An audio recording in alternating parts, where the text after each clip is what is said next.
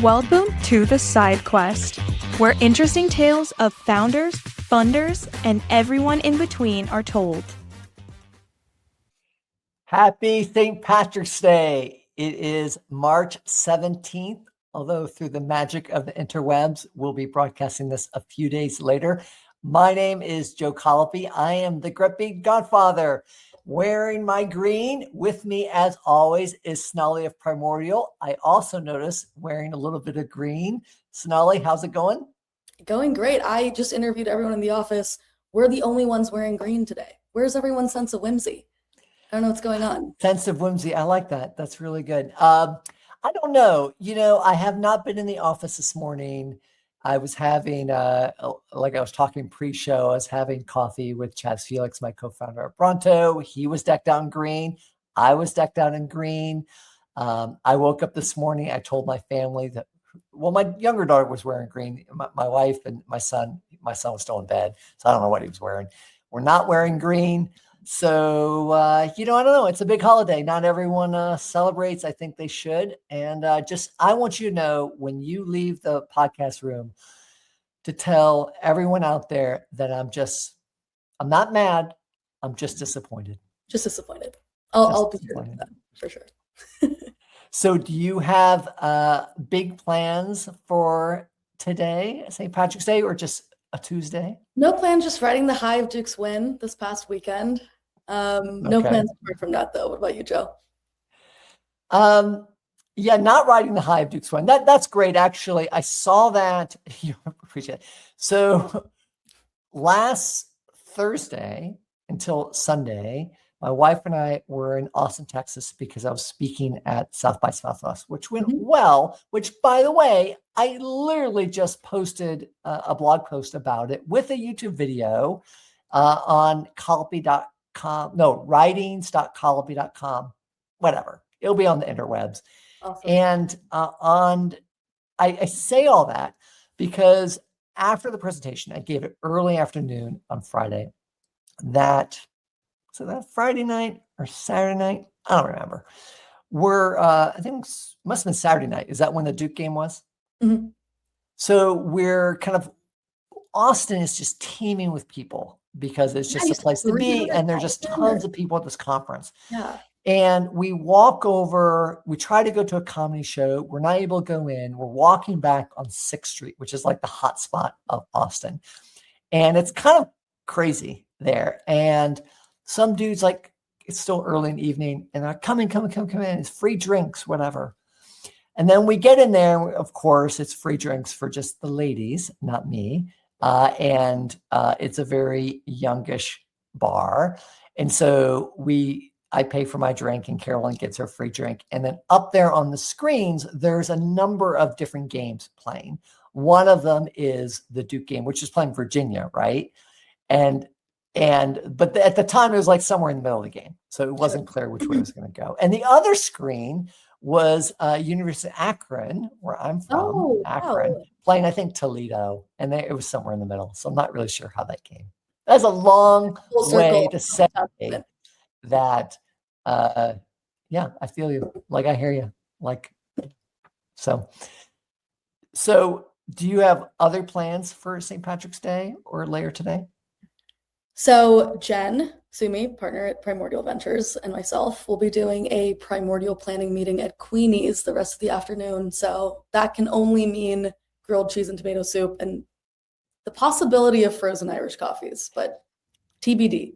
So you all mentioned that, and Jen remembered my vague plan of just day drinking Guinnesses and other Irish drinks all day, which I haven't started yet, but I have a vague plan to do that sometime in the afternoon, and I will ping you all sometime in the afternoon, and we could try that out, and I could add. We'll wait for the Slack message.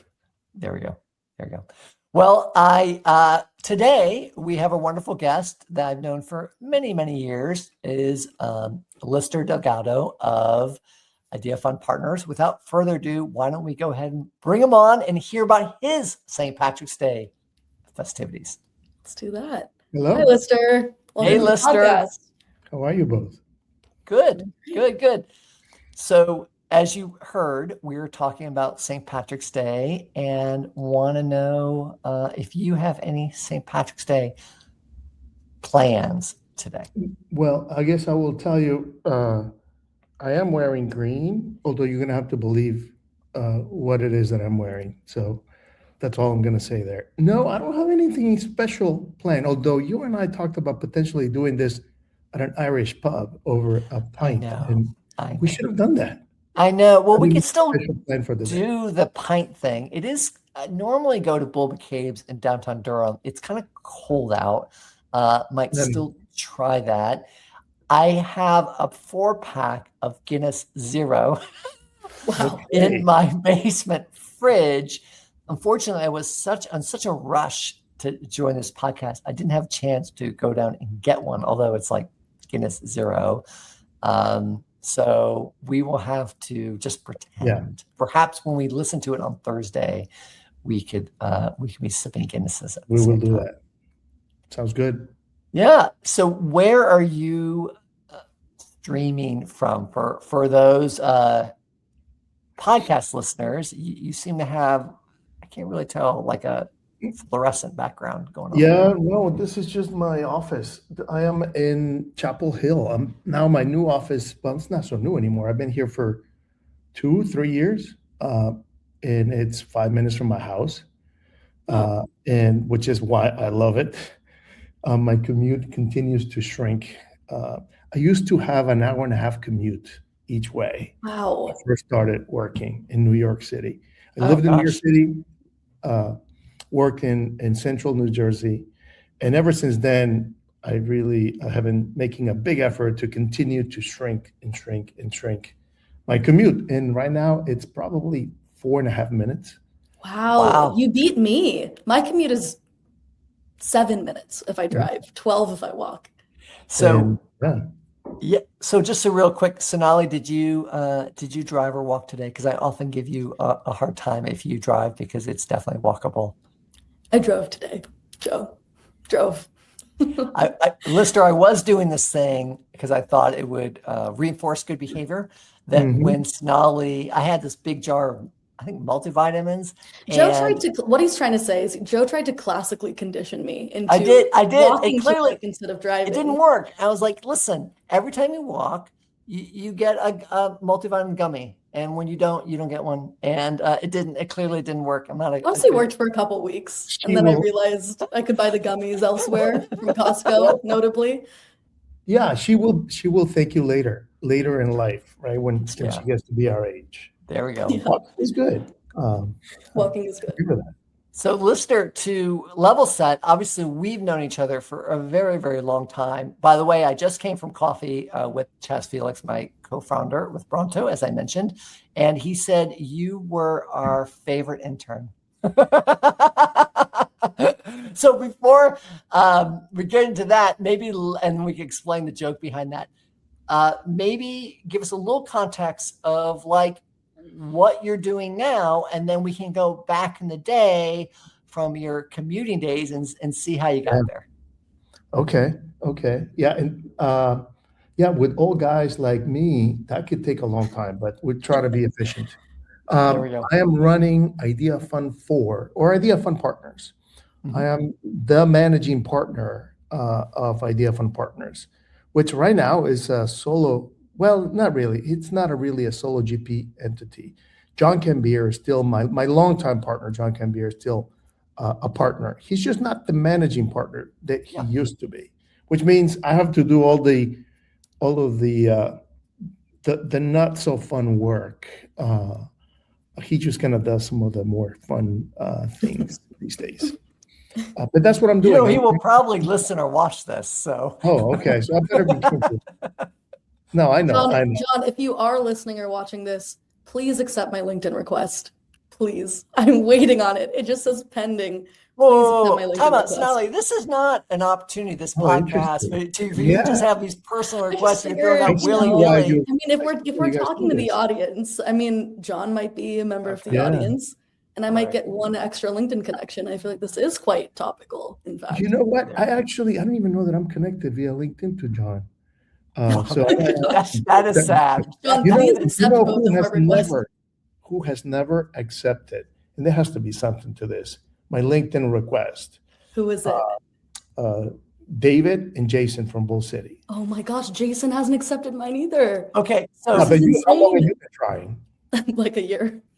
Okay. so How long have you people been of trying? the internet, 20 all years. 10 viewers and watchers of this show, we need to all channel your energy to Jason and David of Bull City Venture Partners to accept Lister's LinkedIn request, and Sonali, who's out, John Kinbeer. Kabir. Yeah, John. he needs to accept. And who the Bull City folks, have they not accepted Jason. yet? And David, Okay. apparently. My last time I requested it, I think it was 10 years ago. That was after 10 years of trying. So Oh no, you're at the bottom of the stack now. See, I should be closer to the top, and I'm still not being accepted. This purpose of the show is to talk more about Lister and different partners. It has certainly turned into just personal vendettas that we put here on the public to see if some vigilante out there is going to take care of things. Well, okay. So we'll see what other personal grievances come up. But so Lister, you're managing this fund. It's the fourth one, right? And how large is the fund, and what do you guys focus on, and where are you guys in the fund life? let's see, 35 million is the size of the fund. The focus of the fund has significantly changed from what we did in the prior fund. Every fund for us has been a little bit different.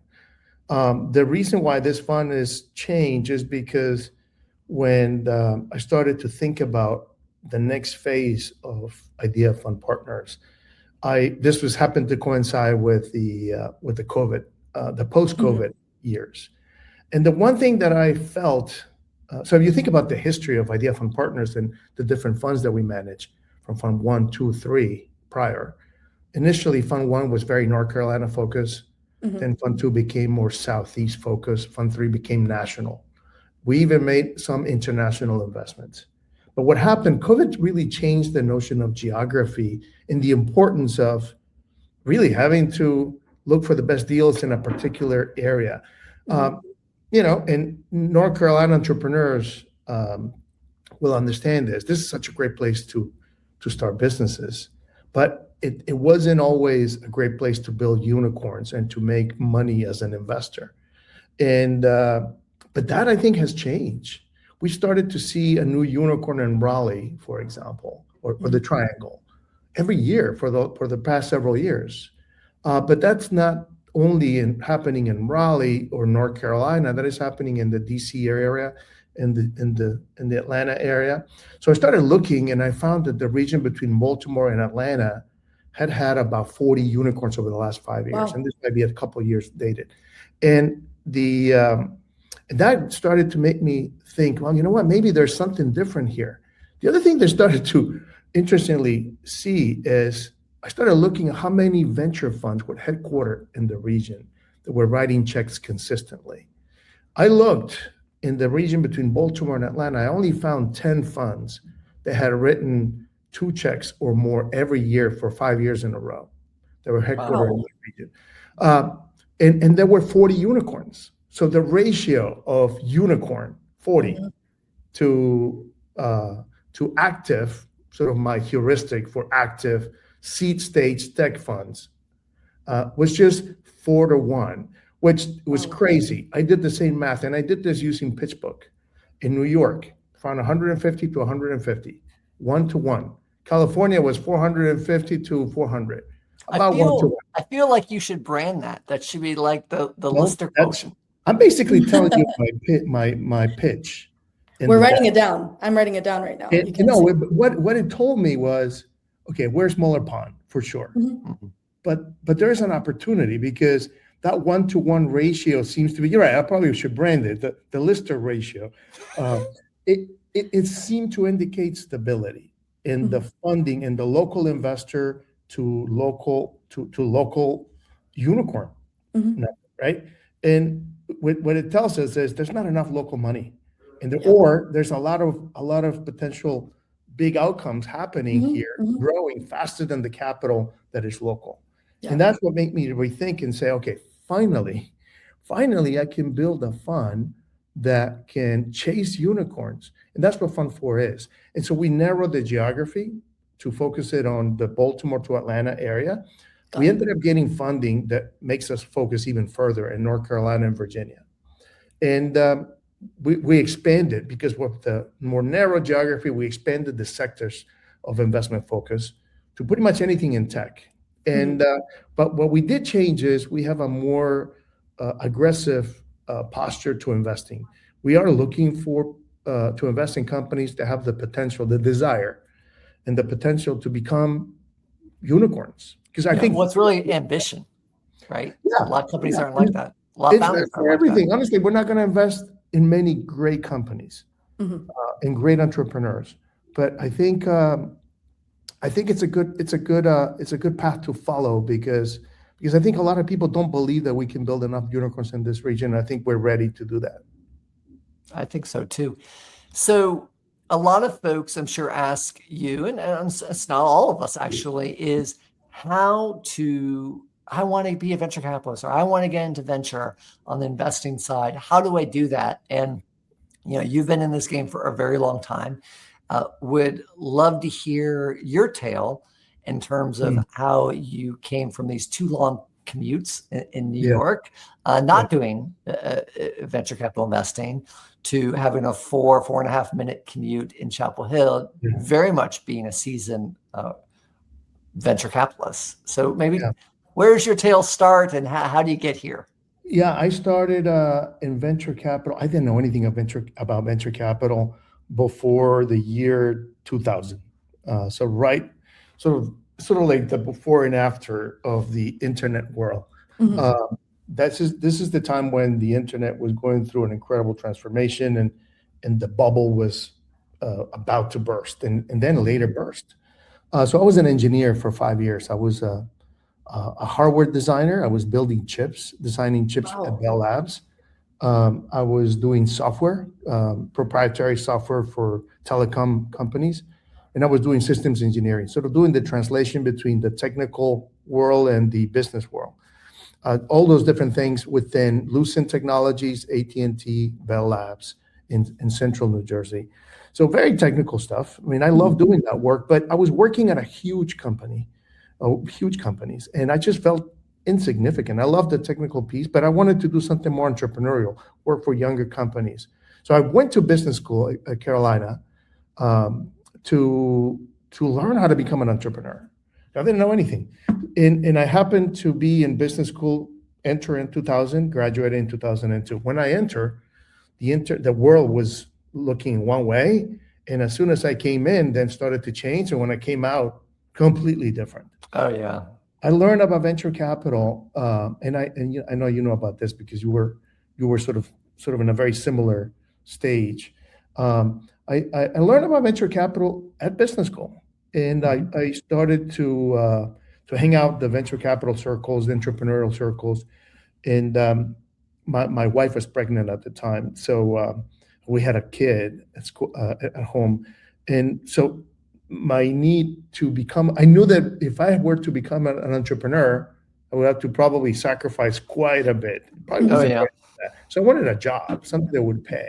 So venture capital could offer the possibility of a job, a paying job, but still close to entrepreneurship. So it wasn't really my main goal.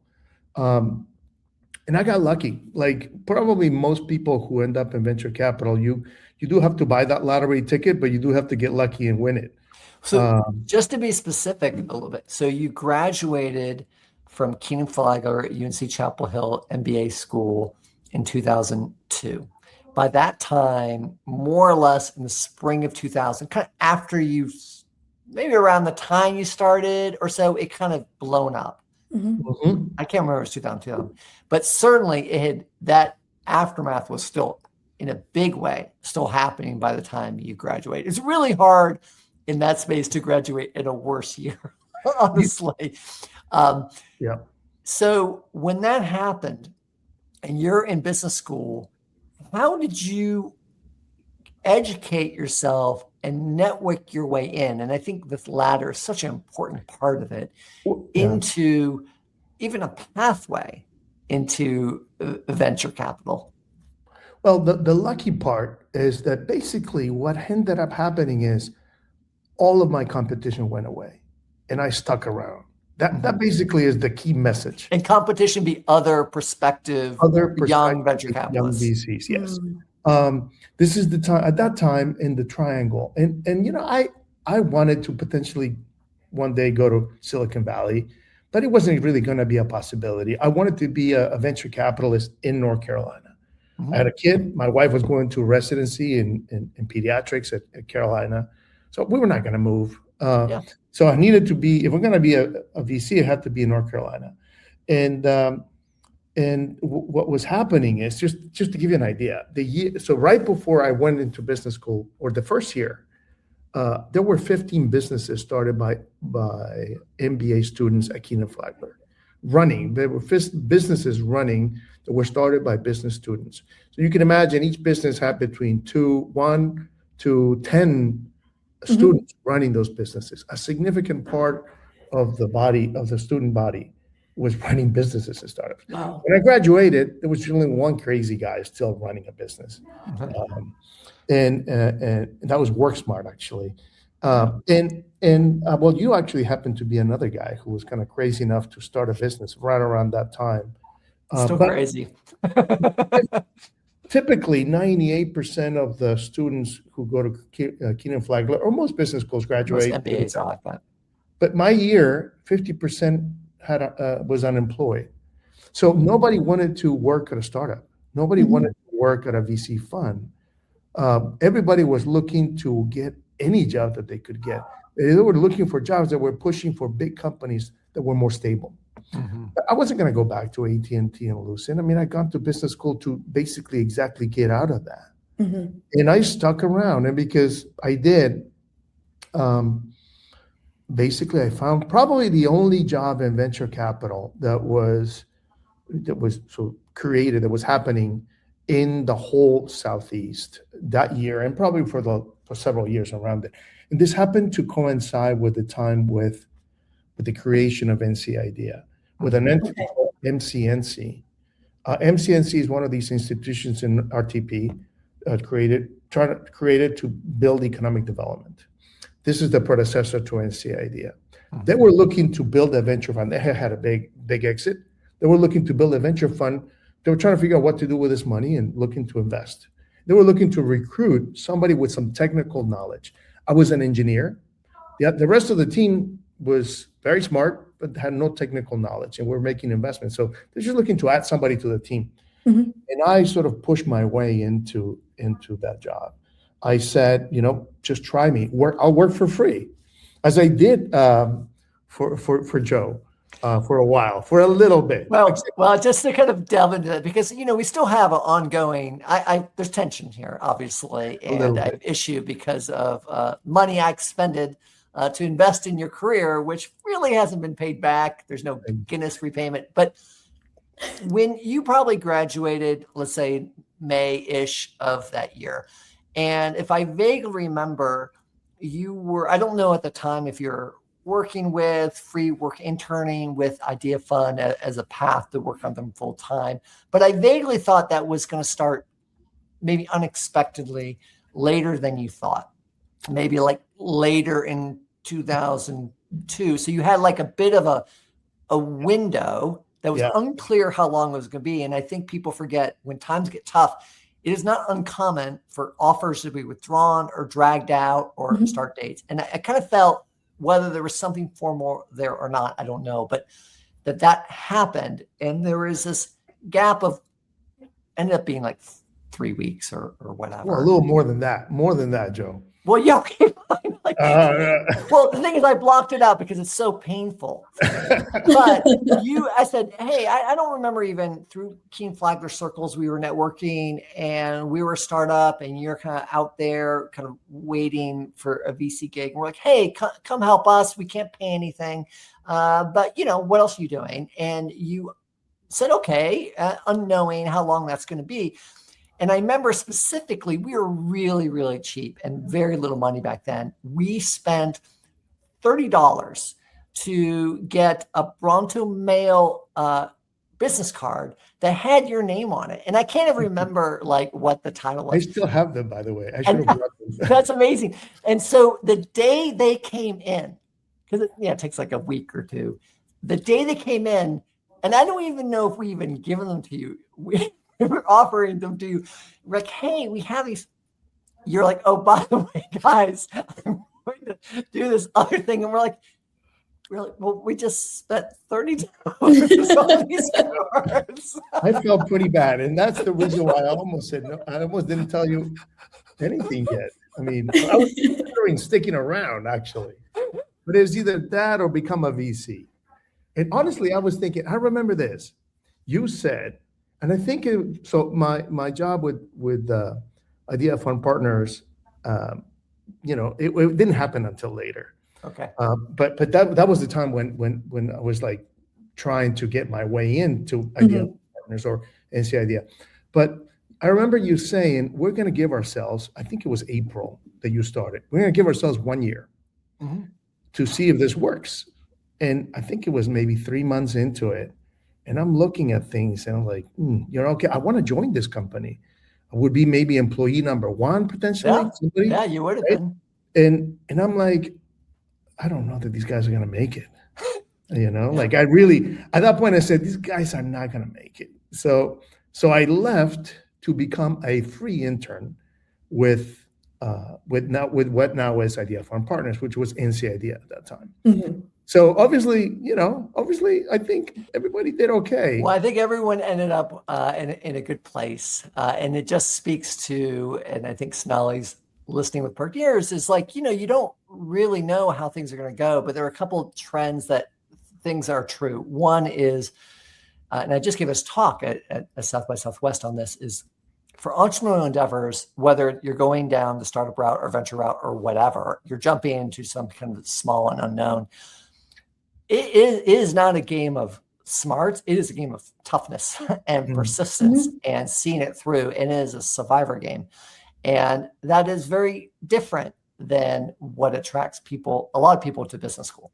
And so that often is the path. And there tend to be other attributes, really a desire for a certain type of path, which tends to lead to the most interesting outcomes, but more important, not financially, but ones that are the most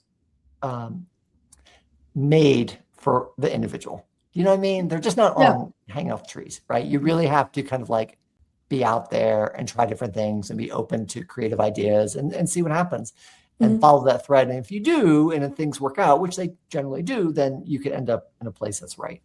And I think also some sort of comfort with the unknown. I think it takes a very specific person to feel, like they can go to bed at night completely, like just sleep completely well, even knowing that the next day might be a little bit uncertain. I think it takes a very specific person to thrive in that uncertainty, almost for lack of a better word, a lack of FOMO, like understanding that maybe an unconventional psychotic path is my path, right? Yeah, it's a certain type of crazy person. That is the essence of entrepreneurship. I mean, to be honest, the entrepreneurs that sometimes an entrepreneur who has too much industry experience, who knows too much about something, is not the most successful entrepreneur. Yeah. You do need to, and then the entrepreneur who is willing to jump into completely unknown territory is the ones that is most likely to be most successful. And I think the same goes for anything in the ecosystem, and that's what I felt. Honestly, I did want to become a VC, and basically I went from being a free Bronto intern to being a free NC Idea intern, and I ended up working in the job that I love for decades. And I think I would have been very happy working with Joe too, by the way. Yeah, there we go. So Lister, we are coming toward the end of our time, and we really enjoy it. The title of the show is called The Side Quest, and it has dual meanings or many meanings. One of them is whether it's a side quest or a directed quest, these free or entrepreneurial efforts, which often lead to much more interesting things, that might not be what mainline society does. And I think you've certainly taken the path to get into venture capital.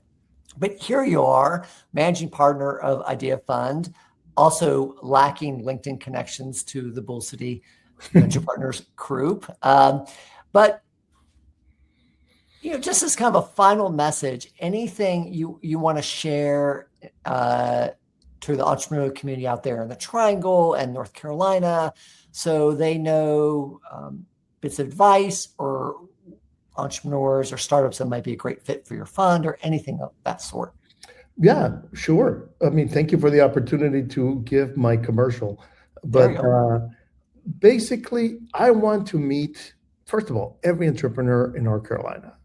But I want to invest in those founders who think that they have what it takes to build the companies that are going to be number one in their space, in their sector. And honestly, that's not everybody. But I think that there's a bunch of companies with big potential. Yeah, that's what I would say we are looking for. And we're looking for that also in Virginia, by the way. And, thank you for the opportunity. You're welcome. Sonali is from Virginia. She's from Richmond, so she can start spreading the word up there. Thanks. Yeah, please do. Please do. There we go. Lister, it was wonderful having you on the show as always. Hopefully you have a Guinness in your near future. And otherwise, we will see you around town. And thank you for joining us. Thank you both. Thank you so much. Take care. All right. Cheers. Bye.